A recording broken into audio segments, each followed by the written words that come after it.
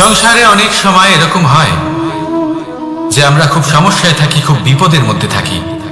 আর সেই সমস্ত মানুষ যারা আমাদের কাছের মানুষ, আমাদের আপনজন, তারা আমাদের ত্যাগ করে চলে যান।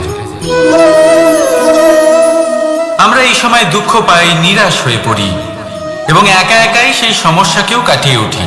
এবার পরিস্থিতি যেমন খুশি হোক না কেন, সেই সব মানুষ যারা এমন সময় আপনাকে ত্যাগ করেছেন তাদের প্রতি ক্রুদ্ধ হওয়া, অভিমান করা, এটা অনুচিত। আমি বলবো তাদের প্রতি কৃতজ্ঞ থাকুন। আমি বলবো তাদের ধন্যবাদ জানান যে তারা এমন সময় আপনার সঙ্গ ত্যাগ করেছেন যখন আপনার তাদের সব থেকে বেশি প্রয়োজন ছিল। কারণ দেখুন, হয় তাদের বিশ্বাস ছিল যে আপনি নিজেই এই বিপদ থেকে বেরিয়ে আসতে পারবেন, বা তাদের ত্যাগ করার জন্য আপনি নিজের উৎসাহ বাড়িয়ে তুললেন, আপনি নিজের শক্তি বাড়ালেন এবং নিজে সেই সমস্যা থেকে বেরিয়ে আসলেন। নিজের খারাপ সময়কে আপনি নিজেই ভালো সময় করে তুললেন। শেষ পর্যন্ত আপনি আরো শক্তিশালী হয়ে উঠলেন, আরো শ্রেষ্ঠ হয়ে উঠলেন। আর এটাই তো আপনার বিজয়, যার কারণ হলো তাদের আপনাকে ত্যাগ করা। তাহলে তাদের ধন্যবাদ জানান আর আমার সাথে ভালোবেসে বলুন, রাধা রাধা।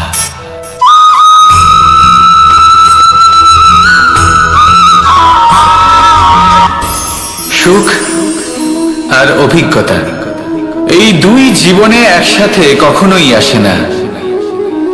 মনে রাখবেন, যেখানে সুখ থাকে সেখানে অভিজ্ঞতা থাকে না। আর যখন এই সুখ আমাদের জীবন থেকে দূরে চলে যায়, তখন আমাদের জীবনে আসে এই অভিজ্ঞতা। পরমাত্মা, প্রকৃতি, নিয়তি এই অভিজ্ঞতাকে আমাদের জীবনে পাঠান যাতে আমরা একটা অত্যন্ত গুরুত্বপূর্ণ শিক্ষা, একটা জ্ঞান প্রাপ্ত করতে পারি। এই অভিজ্ঞতা আমাদের শেখায় যে অতীতে এমন কি হয়েছিল যা আমাদের করা উচিত হয়নি। আমাদের শেখায় ভবিষ্যতে এমন কি আছে যা আমাদের করা উচিত আর কি করা উচিত নয়।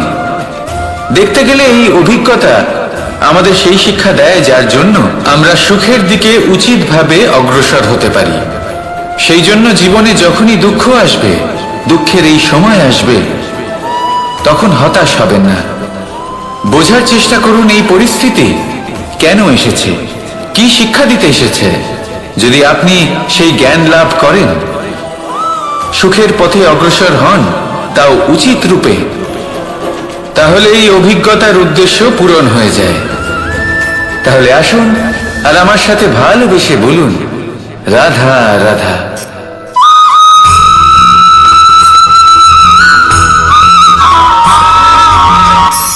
ধন, ধন হলো কারোর জন্য মোহ, আবার কারোর জন্য মায়া, কারোর জন্য হয়তো ভাগ্য, আবার কারোর জন্য কর্মের পারিশ্রমিক। দেখতে গেলে এই ধন হয়তো সবার জন্যই অত্যন্ত প্রয়োজনীয় হয়ে থাকে। সেই জন্যই তো মানুষ নিজের সমস্ত জীবন অতিবাহিত করেন এই ধন অর্জন করার জন্য। অনেক মানুষ এমনও হয় যাদের সমস্ত জীবন এই ধন অর্জন করতেই কেটে যায়। প্রত্যেক মানুষই চেষ্টা করেন যেন তিনি ধনী হন, যত সম্ভব বেশি ধন অর্জন করতে পারেন, সম্পন্ন থাকতে পারেন। আর তা হবে নাই বা কেন? কারণ এটাই হলো এমন এক বস্তু যা আদান প্রদান এমন নানান কাজে আসে। চেষ্টা তো সব মানুষই করেন, ধন অর্জন সব মানুষ করতে পারেন না। কারণ হলো এটাই যে মানুষ ভাবেন যে তার কাছে কিছু ধন এলে তারপর তিনি কিছু করে দেখাবেন। আর ধন ভাবে যদি এই মানুষ কিছু করে দেখান তাহলে আমি তার কাছে আসব। সেই জন্য কিছু করে দেখান, এমন শ্রেষ্ঠ কাজ করে দেখান যাতে ধন নিজেই আপনার কাছে ছুটে আসে। যদি আপনি ধন লাভের আশায় ছোটেন তাহলে আপনি নিজের সন্তোষ ভাব হারিয়ে ফেলবেন। কিন্তু এই সম্পত্তি যদি আপনার কাছে ছুটে আসে তাহলে আপনাকে মহান বলা হবে। সেই জন্য কাজ করুন, শ্রেষ্ঠ কাজ করে দেখান, দেখবেন এই ধন ফলস্বরূপ আপনার কাছে আসবেই আসবে। তাহলে আসুন আমার সাথে ভালোবেসে বলুন, রাধা রাধা।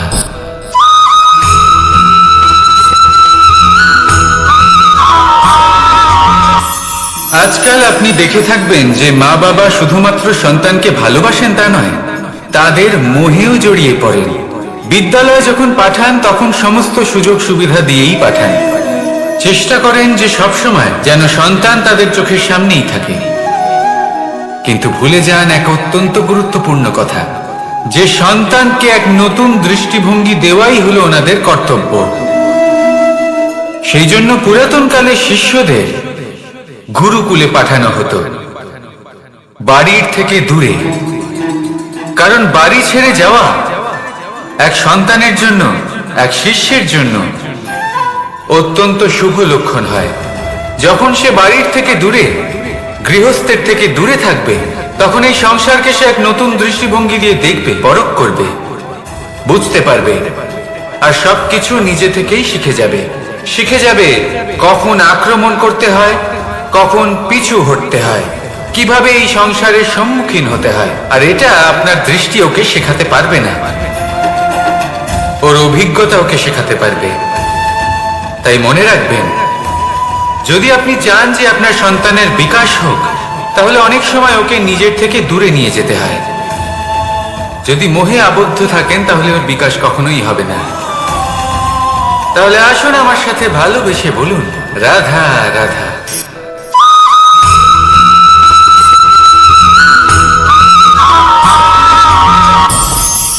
আমাদের মনে সবসময় একটা প্রশ্ন এসেই থাকে, এই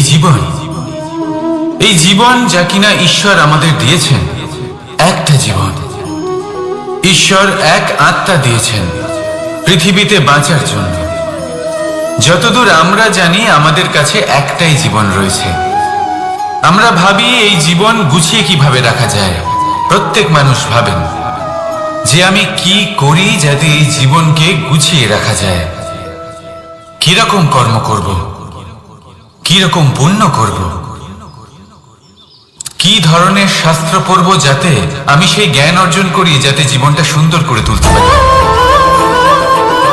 আমাদের সমগ্র জীবন কেটে যায় এই প্রশ্নের উত্তর খুঁজতে, সেই শাস্ত্র অধ্যয়ন করতে। এমন অনেক মানুষ তাও বুঝতে পারেন না।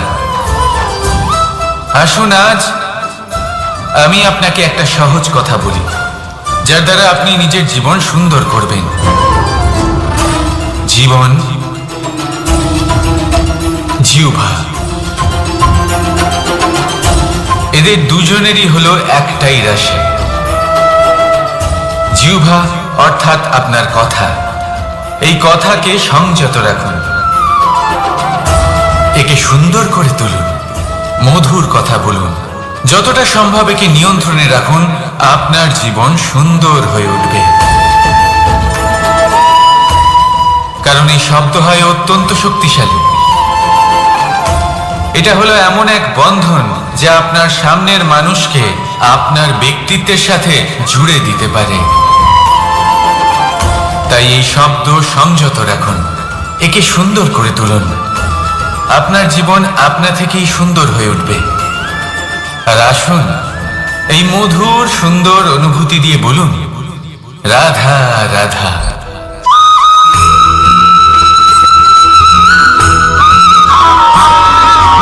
সমস্যা, কঠিন সময়, সংকট, বিপদ কার জীবনে নেই? প্রত্যেকের জীবনে আছে।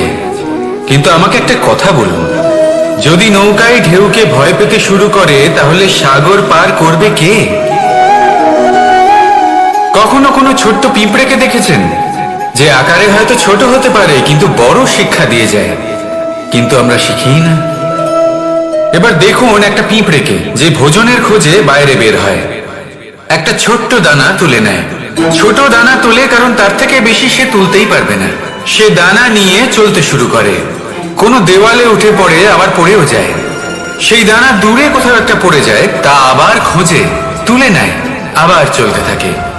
পড়ে যায় আবার ওঠে, পড়ে যায় আবার ওঠে। সেই দানাটা রেখে দেয়, আবার বেরিয়ে পড়ে ভোজনের খোঁজে। পরিশ্রম করতে থাকে কিন্তু হার মানে না। এই শিক্ষাই তো আমাদের প্রাপ্ত করতে হবে। নিরন্তর পরিশ্রম আর নির্ভীক হয়ে কর্ম করে যেতে হবে।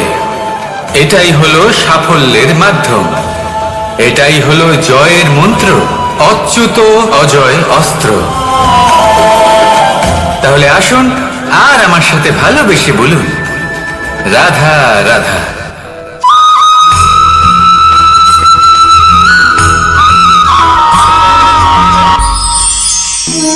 জীবন, এই জীবন আসলে কি?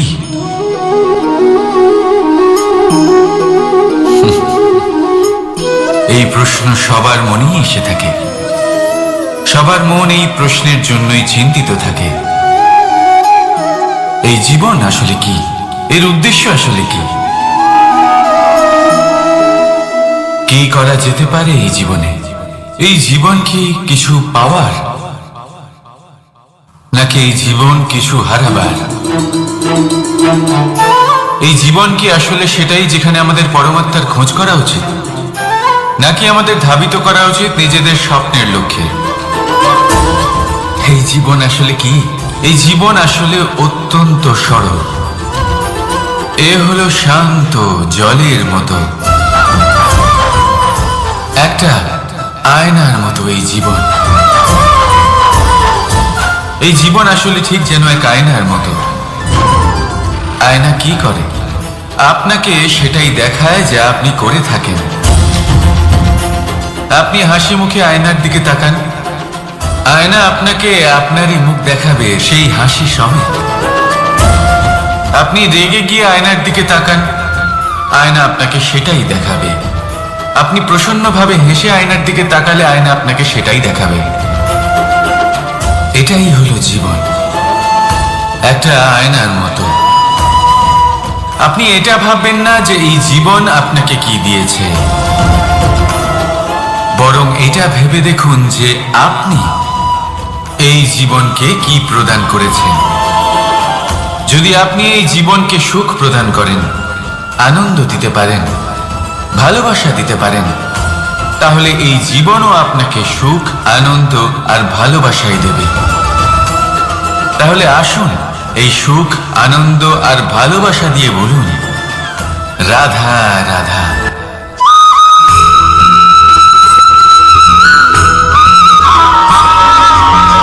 পরিবর্তন এই সংসারের শাশ্বত নিয়ম।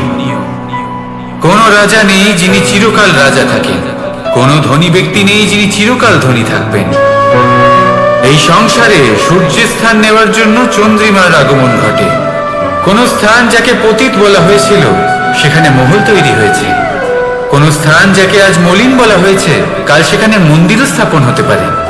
কোন ঋতু চিরকালের জন্য থাকে না, কখনো সময় চিরকাল একরকম থাকে না। আজ যা আপনার কাছে রয়েছে কাল অন্য কারোর ছিল। আজ যে আপনার কাছে রয়েছে কাল তা অন্য কারোর কাছে চলে যাবে। আপনার সাথে কিছু থাকলে তা হলো আপনার কর্ম, কিন্তু সেই কর্মের পরিণামও আপনার নয়। আপনি শুধু কর্ম করুন, বাকি সবকিছুই পরিবর্তনশীল। কিন্তু সেই পরিবর্তনকে দেখে ভয় পাওয়ার প্রয়োজন নেই, তাকে স্বাগত জানান।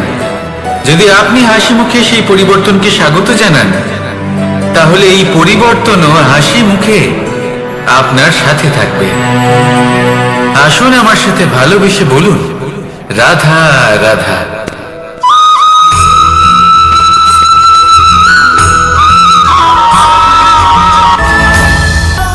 ধরিত্রীর বুকে গজিয়ে ওঠা এই দুব্য ঘাস দেখেছেন? দুব্য ঘাস যা আমাদের পাকে শীতল রাখে। এতে যদি বসেন তাহলে মনে হবে নরম কোথাও বসে আছেন।